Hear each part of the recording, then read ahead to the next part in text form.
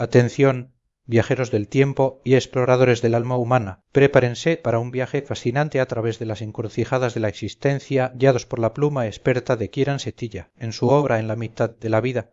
Este filósofo del MIT no solo nos ofrece un profundo análisis de uno de los momentos más definitorios de la vida, sino que nos tiende una mano, como un sabio Hillel de nuestro tiempo, para enfrentar las preguntas existenciales que emergen cuando el camino recorrido ya es sustancial, pero el horizonte de la mortalidad se vislumbra con mayor nitidez. Este no es un mero tratado académico, sino una filosofía aplicada, una suerte de libro de autoayuda que fusiona la sabiduría ancestral con las preocupaciones contemporáneas. La trama central de este libro es la búsqueda de respuestas a las grandes interrogantes de la mediana edad, la pérdida, el arrepentimiento, el éxito y el fracaso, la finitud y el vacío. Setilla, desde su propia experiencia a los 35 años, nos invita a confrontar la irreversibilidad del tiempo y a reevaluar nuestra relación con el pasado, el presente y el futuro. Capítulo 1. Una breve historia de la crisis de la mediana edad. Nuestro viaje comienza desentrañando el origen de la famosa crisis de la mediana edad. Setilla nos lleva de la mano desde la acuñación del término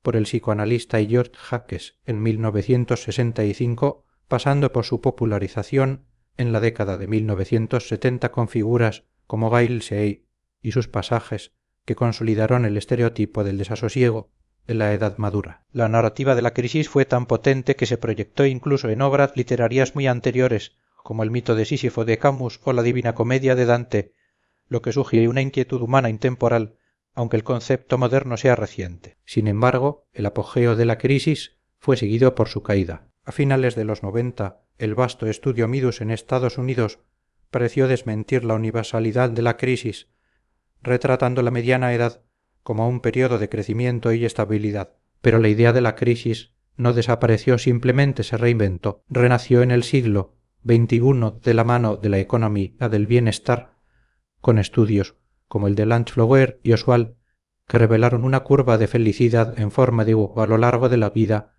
con un punto bajo alrededor de los 46 años, incluso observada en grandes simios. Esta nueva interpretación describe la crisis no como un colapso dramático, sino como una fase de relativa infelicidad alimentada por aspiraciones no cumplidas, tal como sugirió Anne Schwann. Setilla subraya que aunque la crisis pueda ser un lujo para algunos, las preguntas existenciales que plantea son universales y la filosofía, a menudo ausente en este debate, tiene las herramientas para abordarlas. Capítulo 2. Esto es todo lo que hay. La crisis de la necesidad. Aquí Setilla se sumerge en la experiencia de John Stuart Mill, quien a los 20 años sufrió un colapso nervioso al preguntarse si el logro de todas sus ambiciones le traería felicidad. La respuesta fue un rotundo no. Mill encontró dos caminos hacia la recuperación que Setilla transforma en dos reglas para la mediana edad. 1. La paradoja del egoísmo. La felicidad no se logra buscándola directamente, sino enfocándose en objetivos externos, o la felicidad de los demás, el arte, un proyecto por sí mismo. Aunque Mill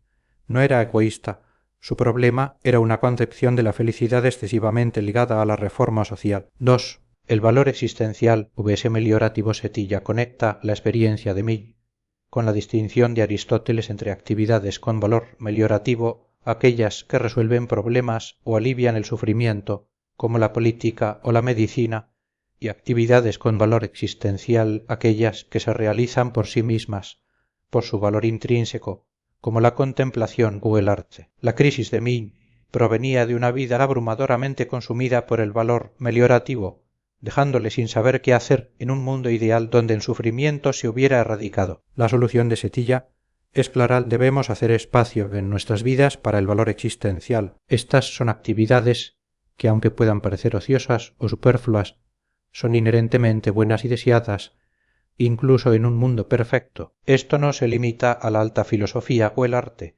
sino que abarca desde pasatiempos hasta aspectos del trabajo y las relaciones que se disfrutan por sí mismos. No se trata de abandonar los deberes mortales, sino de no permitir que lo meliorativo eclipse lo que hace que la vida sea positivamente buena. Capítulo 3. Perderse cosas. La crisis de las alternativas perdidas. La mediana edad nos confronta con los caminos no tomados, las vidas que pudimos haber vivido. Setilla, a través de su propia elección entre la poesía, la medicina y la filosofía, explora esta sensación de pérdida. Introduce la distinción entre valores conmensurables medibles en una única escala donde elegir más de uno no implica pérdida real e inconmensurables valores distintos que no pueden ser intercambiados sin una pérdida genuina. La angustia de la mediana edad surge de estas pérdidas inconmensurables. La primera terapia que ofrece Setilla es contraintuitiva. La sensación de pérdida es un efecto secundario inevitable de la riqueza y diversidad de la vida humana. Desear una vida sin pérdidas sería desear un empobrecimiento radical del mundo o de nuestra capacidad para apreciarlo. Es un precio justo por la exuberancia de la existencia. Luego aborda la paradoja del valor de las opciones o la tendencia irracional a valorar la existencia de alternativas por encima del resultado que realmente preferimos, como el hombre del subsuelo de Dostoyevsky o el dentista de Ferris.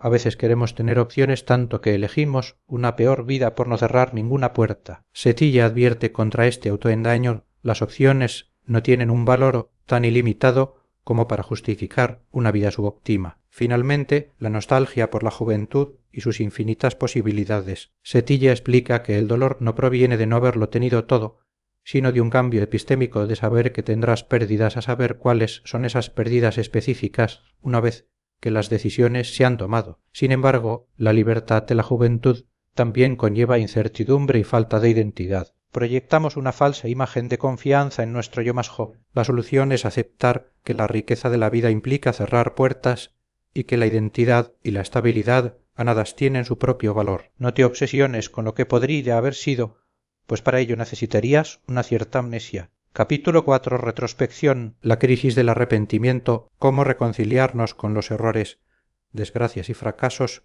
que inevitablemente marcan nuestro pasado. Setilla distingue entre un error, una acción que no debimos haber hecho, y un arrepentimiento, el deseo de que un evento nunca hubiera ocurrido, borrando sus consecuencias. Propone varias terapias. 1. Las consecuencias inesperadas. A veces un error puede conducir a un resultado inesperadamente positivo. Si ese giro redime la mala decisión, el arrepentimiento se disipa. Esto es una cuestión de suerte, pero sucede. 2. La existencia de una nueva vida inspirado en Derek Parfit.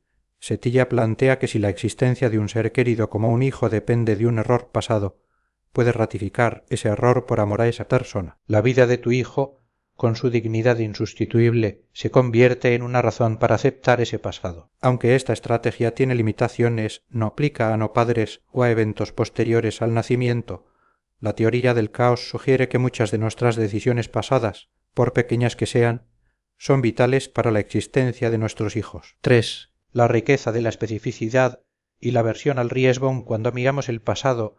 Nuestra vida presente es una cosa segura. Compara esto con una alternativa mejor pero incierta. Es como preferir un pájaro en mano a 100 volando. Es racional ser averso al riesgo. Más profundamente, nuestra vida real tiene una riqueza de detalles y experiencias concretas que un mejor futuro alternativo abstracto no puede igualar. Es racional aferrarse a la inmensa singularidad de lo vivido, aunque teóricamente otra vida hubiera sido mejor. Esta asimetría epistémica es una fuente de ratificación racional, aunque requiere preservar cierto olvido de los detalles de lo que se ha perdido. Setilla advierte que no todas las heridas pueden curarse, especialmente cuando nuestros errores han dañado a otros, pero nos anima a no abstraernos de los detalles de nuestra vida al sopesar nuestro pasado, sino a dejar que lo específico adquiera importancia frente a la gran caricatura de las vidas no vividas. Capítulo 5. Algo que desear. La crisis de la mortalidad. La mediana edad nos acerca a la finitud. Vio Hugo y expresó su consternación al sentir que, a pesar de haber cumplido sus promesas,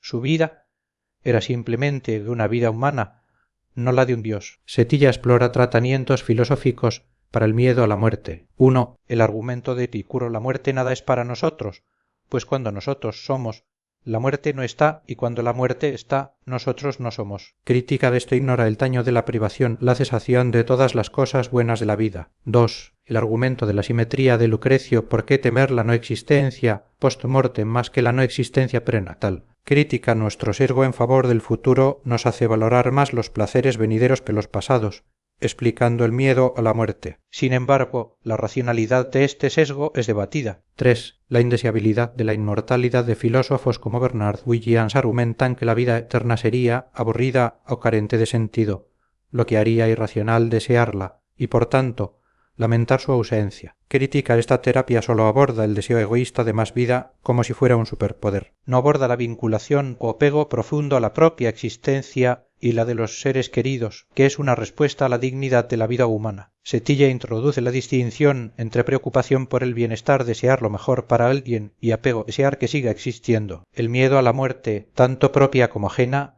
surge de este apego. La terapia final, de influencia budista, es intentar separar el apego de la preocupación, lo que permite una aceptación de la mortalidad sin una negación de la vida o del amor. Es un proceso de soltar, un luto anticipado. Aunque es difícil, nos ayuda a ver que el deseo de vivir para siempre puede ser una forma de avaricia y a reconocer que el amor no tiene por qué ser posesivo. Capítulo bis y vivir el presente. La crisis de la futilidad, la última y más insidiosa crisis de la mediana edad, es la sensación de repetición, futilidad y vacío que surge incluso del éxito. La vida se convierte en una sucesión de proyectos que, una vez cumplidos, dejan un agujero. Setilla retoma el dilema de Schopenhauer: la vida oscila entre el dolor del deseo insatisfecho y el aburrimiento del deseo satisfecho. La voluntad está condenada a un ciclo de búsqueda y cese. Setilla refina esto con la distinción de Aristóteles entre actividades télicas que tienen un objetivo final y se agotan al completarse: escribir un libro, construir algo,